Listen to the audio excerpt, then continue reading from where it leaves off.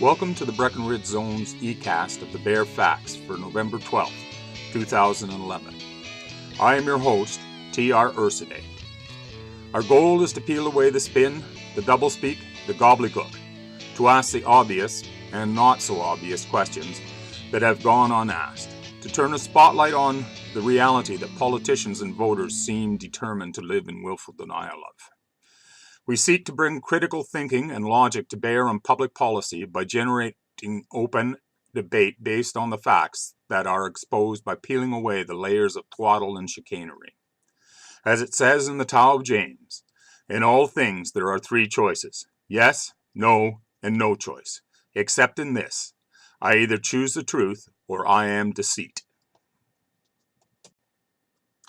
And finally, in Abbotsford, some very well-heeled, concerned citizens, apparently concerned that the P3 will be defeated at referendum, has embarked on a campaign of deception to trick voters into voting yes for the P3.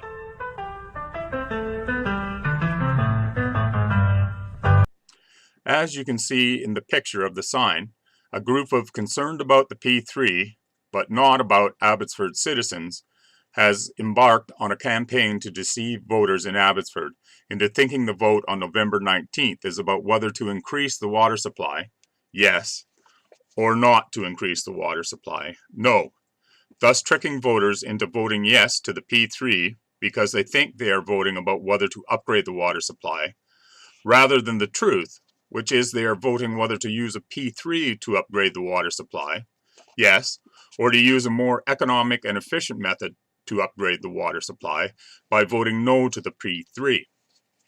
Given the number and the way the signs have sprouted up around Abbotsford, it is clear that someone, or several someones, are willing to spend a large amount of money and mount a campaign of deceit to ensure a yes vote on the P3, which raises several questions.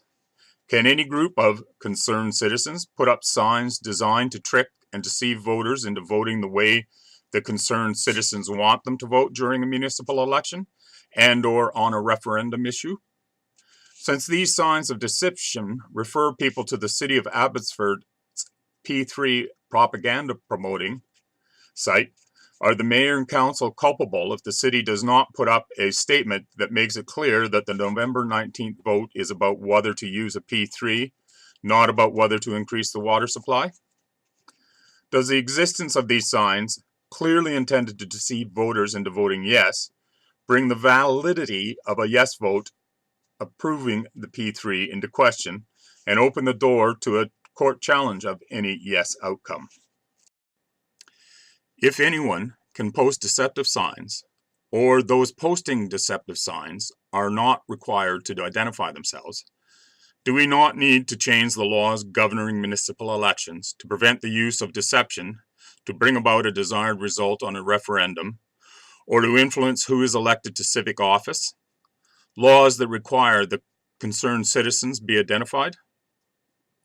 Who are these wealthy, concerned citizens? Why are they spending so much money to ensure the Mayor and Council's P3 passes?